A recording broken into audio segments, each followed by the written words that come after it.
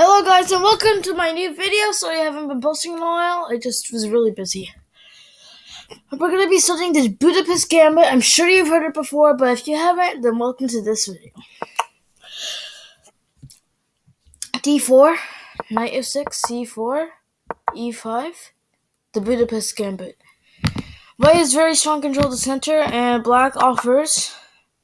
After attacks, you attack the king's weak F square and attacking the pawn.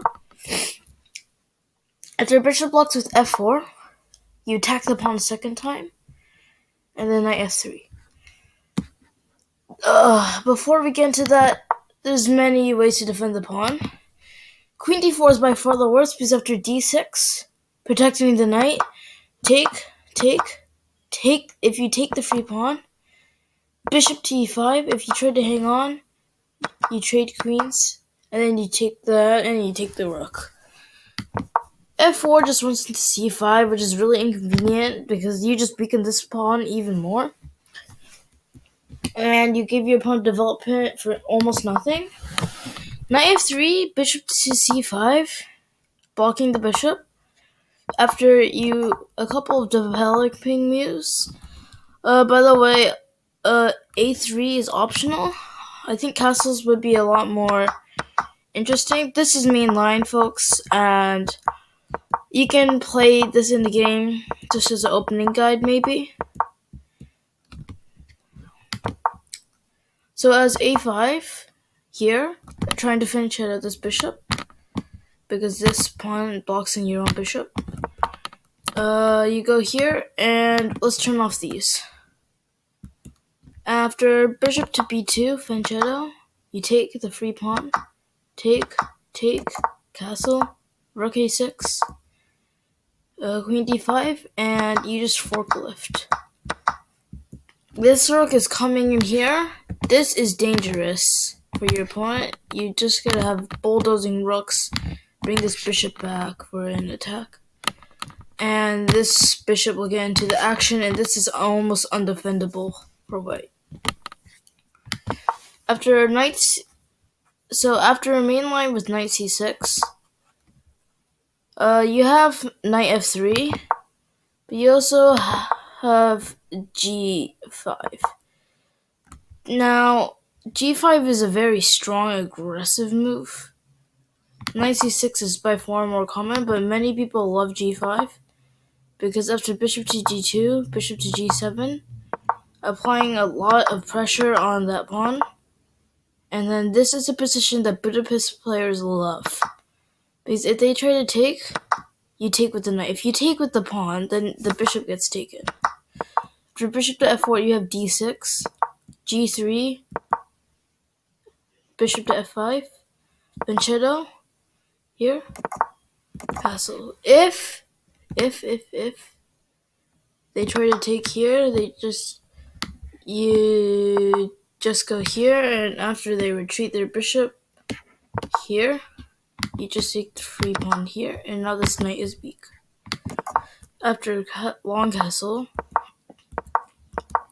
and a couple more moves, this is a very good position. White is up a pawn, but black makes up for it because he just has this very weak pawn here.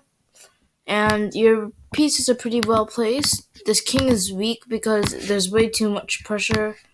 After something like F5, you're interlocking all these potential threats. This knight's jumping in, the rook's going to this side, the rook's going to this side, and it's extremely hard to defend. After knight F3, bishop D4 check, knight blocks. This is main line, but it's a more interesting idea to go knight C3 because after take, here you have double isolated pawns. This is horrible for white. And after a couple of moves, it just becomes apparent that. So yeah, you should not. It looks horrible for white, especially with these pawns. But whatever you do not accept this trade. Instead, bishop here. Black's position is falling a little bit, but You still have threats maintained on here, and this knight could jump back, or this knight could jump here. You still have castle, you can go up here. As long as you stay strong, you won't crumble in this position. Queen e7, e3. You take the free pawn, that's not anything new. And you slowly gain an attack on this side.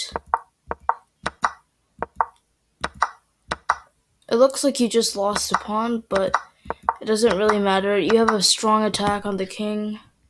In this position, if they do anything else, for example, here, you take, and here, and then after that, mate. Rook fd1, you just take the free bishop. So the best move is rook ae1. I mean, not the best move, but one of the moves is rook ae1, but that's horrible, because look at this. This is just so cramped. There's nothing that you can do in this position. So you just sack. After here, you go here. Then you go back. Then you go here. Then you go back. Then you go here. It's a draw. If the king ever moves this to h4, you have this, this, and this. So, to cover everything, the Budapest Gambit is an extremely exciting line. I'd be very wary of playing it. I honestly would not play it. There's many lines, like if you play d5 not accepting the gambit, you still just get free development.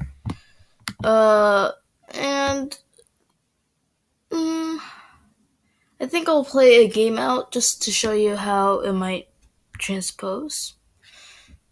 So after a very natural developing move here, knight c6, after castle here, you might do this to solidify. I think this is the best move because you have to solidify and this knight's not going anywhere. Your bishop sort of is stuck, so I would prefer a c6 pawn break. After here,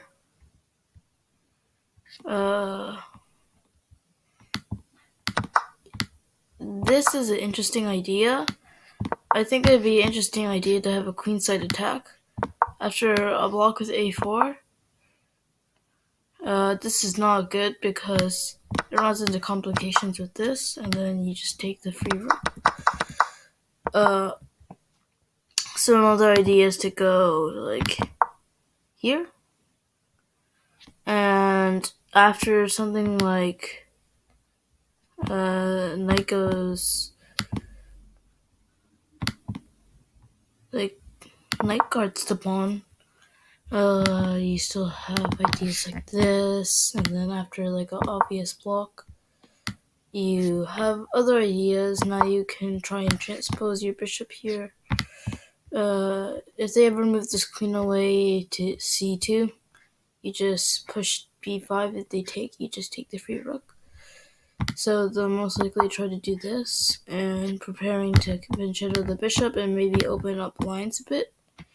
I honestly would probably just do a normal developing move, but I'd probably just make a positional move. Bishop to e8, it locks into your bishop, but at least you get counterplay here. After here, and I guess you could just take here, and they had to take here, and then you could go here because of this free open space. You might try to go back here for a sneaky attack on your queen, but you don't really have to worry about that. You can just sort of shove your queen to the side, maintaining pressure. After and stopping the king from castling. If they try to block that idea again, like try to go somewhere here, and then you just go here, and then they try to block you like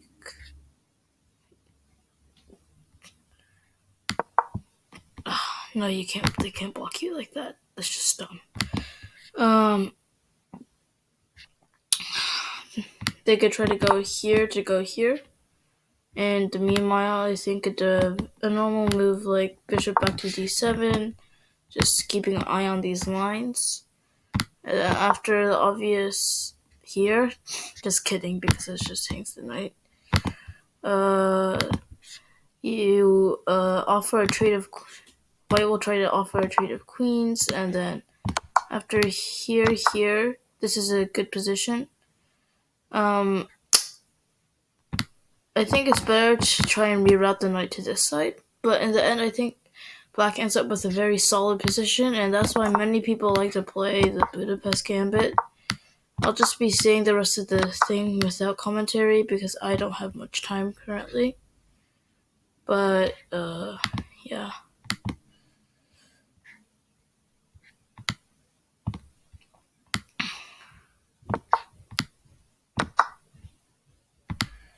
After here, you just have an idea here, and I think it's very good. Thanks for watching this video. See you next time.